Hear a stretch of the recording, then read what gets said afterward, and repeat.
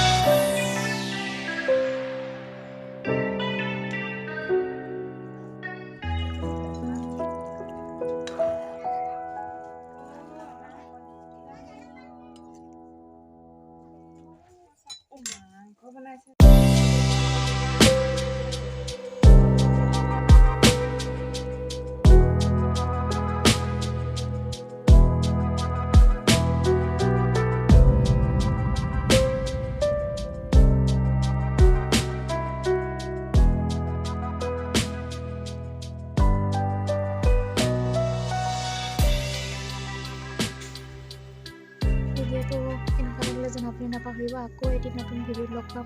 আজিলৈ bye bye.